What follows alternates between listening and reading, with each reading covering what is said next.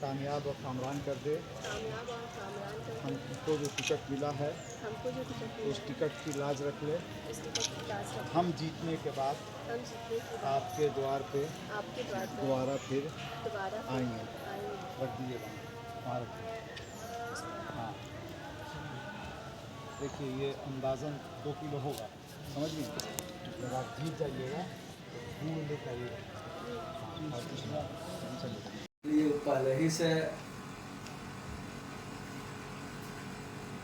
काराकाट जो लोकसभा क्षेत्र है, तो इस बार 2024 के चुनाव में हमारा जो AIMIM का मेन मैनिफेस्टो है और मेरा खुद का पर्सनल मैनिफेस्टो ये है कि जो भी काराकाट के आज तक के लोकसभा में सांसद बने वो लोग इस जगह का वो विकास नहीं किए जिस विकास की ये हकदार है।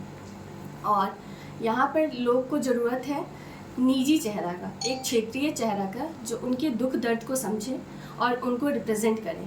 आपने सुना होगा ना, गांव घर में आते हैं बहरूपिया, आते हैं नौटंकी करके चले जाते हैं। जस्ट वही हाल काराकाट लोकसभा का हो गया। यहाँ के लोगों को बुद्धू समझा जाता है कि वो आंख बंद करके जो है किसी की मोह माया जाल में जो है अपने आप को गिरफ्त कर लेते हैं और उसके ऊपर विश्वास कर लेते हैं। वही हाल आज हमारे साथ हो रहा है और इसी अंधापन की वजह से आज तक हम भुगतते आए हैं। अब जो है आप खुद ही बताइए कि अगर आपके पास, मैं जनता से यही बोलना चाहूँगी कि आप बताइए कि आपके घर में पड़ी हुई जो मटकी है वो आपको ठंडा पानी देगी या पड़ोसी के घर में रखा हुआ फ्रिज। कि अगर आप किसी क्षेत्रीय उम्मीदवार को चुनते हैं और किसी बाहरी को चुनते हैं तो दोनों में अंतर ये है कि अगर आप क्षेत्रीय को चुनते हैं तो उस क्षेत्रीय को जो है बाजार करने के लिए, कपड़े खरीदने के लिए, किसी भी काम के लिए उसी क्षेत्र में घूमना है। अगर वो आप लोगों से धोखाधड़ी करेगा तो वो लोगों से नज़र नहीं मिला पाएगा। और अगर किसी बाहरी को चुनते हैं तो वो लोग जाएंगे अपना बैग पैक कर करके जहाँ जहाँ के निवासी हैं। मेरा यही मानना है कि मैं मीन्स जो लोगों के विकास के लिए लड़ेगा, जो महिलाओं के उत्थीकरण के लिए लड़ेगा, जो बच्चों की भुखमरी और अशिक्षा से लड़ेगा, लोग इस बार उसी को अपना वोट देने वाले हैं और वैसा उम्मीदवार मैं खुद को मानती हूँ। आप लोग सब जानते हैं, जनता भली भांति आप अवगत हैं कि मैं प्रियंका चौधरी वर्तमान में नासिरगंज पश्चिमी की जिला पार्षद हूँ और मेरी जो सासू माँ है वो राम दुलारी देवी अमियावड़ पंचायत की मुखिया हैं। हम दोनों ने साथ मिलकर जो इस क्षेत्र का विकास किया है और उपेंद्र कुशवाहा जी ने जो इस क्षेत्र का विकास किया है, विकास तो उन्होंने किया नहीं है जो कि मेरे गांव को खुद के अमियावड़ पंचायत को गोद लेते हुए, तो आप इस चीज़ को तालमेल कर सकते हैं और इसी चीज़ से जान सकते हैं कि जब कोई छोटे स्केल पे एक गांव को गोद लेके जिस चीज़ को कुपोषित छोड़ सकता है, उस बच्चे को, एक गांव को गोद लेना मतलब एक बच्चे को गोद लेना, जब आप उसको वैसा कर सकते हैं तो आगे आप क्या करेंगे। और रह गई बात अगर बाहरी लोगों की, तो बाहरी लोग को अगर आप सपोर्ट करेंगे वो आपको दोबारा दिखने वाले नहीं हैं, लेकिन ये आपकी जो बेटी है वो 24 घंटा आपकी सेवा में तत्पर रहेगी। मोदी जी का मैजिक चलेगा? मोदी जी के मैजिक से पहले जो है यहाँ पर लोगों पर प्रियंका का मैजिक चलेगा, क्योंकि प्रियंका उनकी बेटी है, बहू है और इसी क्षेत्र की है। आपके लिए कितनी बड़ी चुनौती है? एक तरफ पावर स्टार पवन सिंह, एक तरफ कद्दावर नेता उपेंद्र कुशवाहा और तीसरी तरफ महागठबंधन के राजा राम सिंह। जी, चुनौती को तो मैंने पहले ही आपको क्लियर कर दिया है कि मैं किसी और से या पर्टिकुलरली ये पर्सन से, वो पर्सन से, इससे, क्योंकि वो चुनाव के कैंडिडेट है तो मैं एज ए कैंडिडेट उनको मानती हूँ, बट ये चुनौती नहीं मानती हूँ क्योंकि लोग जो हैं अगर सही मायने में अपने वोटिंग राइट्स का इस्तेमाल करेंगे, अपने दिमाग की सुनेंगे, अपने 7वें चरण को अगर 1 जून को वो अपना सही वोटिंग राइट यूज करेंगे तो वो ज़रूर क्षेत्रीय आदमी को जिताएंगे ताकि वो उनका विकास करें। आपने सुना होगा कि 40 में से हमने 39 सीट्स जो है बीजेपी को दिया, बदले में बीजेपी ने क्या दिया बिहार को? ना कोई स्पेशल मीटिंग। और रिप्रेजेंट कौन करते हैं बिहार के लोकसभा को? ऐसे सिंगर्स जो मीन्स यहाँ बिहार आते भी नहीं है जल्दी, सिर्फ शूटिंग्स के लिए आते हैं। तो क्या आप नहीं जानते हैं कि जो प्राचीन बिहार है उसका गौरव क्या था? प्राचीन बिहार का जो गौरव था और एट प्रेजेंट इंडिया का जो टैलेंट है, IAS हो, IPS हो, बेस्ट CA हो, बेस्ट MBA ग्रेजुएट्स हो, खासकर बिहार में ही ना उत्पन्न होते हैं। बेस्ट माइंड्स जो है यहाँ डेवलप होते हैं और यहाँ पर इतना टैलेंट रहते हुए आज हम ये इस हद तक बिहार का स्तर गिर गया है कि ये जो है सिंगर्स वो यहाँ के टैलेंट को रिप्रेजेंट करेंगे। मीन्स बिहार की प्रॉब्लम को टैलेंटेड माइंड्स नहीं, सिंगर रिप्रेजेंट करेंगे। हाउ कैन यू, आप कैसे इस चीज़ को इमेजिन कर सकते हैं?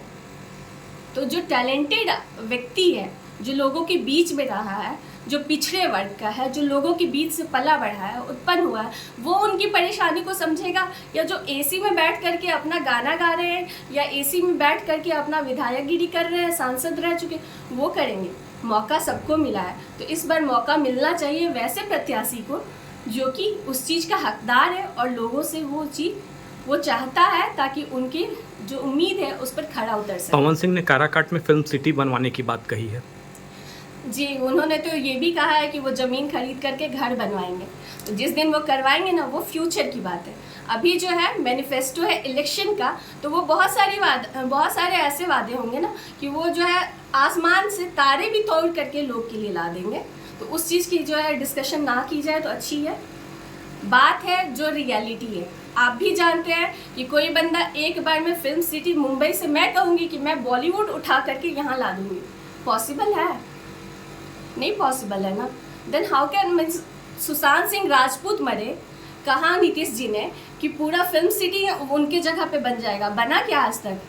तो ये बंदा एक बार में जीतेगा और पूरा का पूरा काराकाट फिल्म सिटी बन जाएगा। तो फिल्म सिटी बन जाएगा तो यहाँ के नागरिक क्या करेंगे? फिल्म में एक्टिंग, यही है काराकाट का लोकसभा चुनाव जो है, इसी चीज़ के लिए हम लोग सोच रहे हैं, ऐसे नेता को हम चूज करें। मेरा ये मानना है कि शिक्षा जो है वो बेसिक मीन्स एक नींव है जिसके ऊपर एक बिल्डिंग टिकती है, और काराकाट का जो पहचान है वो यहाँ की शिक्षा होनी चाहिए।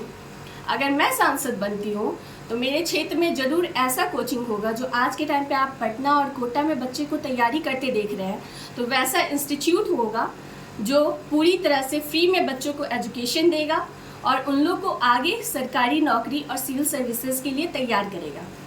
इसके अलावा जो भी एथलीट्स में अच्छे हैं, जो स्पोर्ट्स में अच्छे हैं, उनके लिए ट्रेंड कोच होंगे, बड़ा स्टेडियम होगा और वो सारे इक्विपमेंट्स प्रोवाइड किए जाएंगे जो कि हर स्पोर्ट्स के लिए ज़रूरी होते हैं। रह गई बात रोजगार की, हम सब जान रहे हैं कि आजकल जो है निजीकरण ज़्यादा हो गया, प्राइवेटाइजेशन ज़्यादा होने की वजह से सबसे दावा नहीं किया जा सकता है कि आप सरकारी नौकरी कर ही लेंगे। इसलिए मैं रोजगार के तौर पे चाहती हूँ और करूँगी भी, अगर मैं सांसद बनती हूँ तो मेरे 6 विधानसभा में मैं वादा करती हूँ कि मैं अपने तरफ से पूरा एफर्ट करूँगी कि एटलीस्ट एक फैक्ट्री हो जहाँ पे कम से कम 4 से 5 हज़ार लोग जो है काम कर सके और वो अपना जो रोजी रोटी है जो वो बाहर कमा रहे हैं वो अपने यहाँ घर में रह के कमा सके और अपने परिवार को देख सके। तो आपको अल्पसंख्यकों का वोट मिलेगा? लोग विश्वास कर पाएंगे आप पे? जी क्यों नहीं मिलेगा अल्पसंख्यक का वोट? मैं तो कह रही हूँ बाकी सबका भी वोट मिलेगा।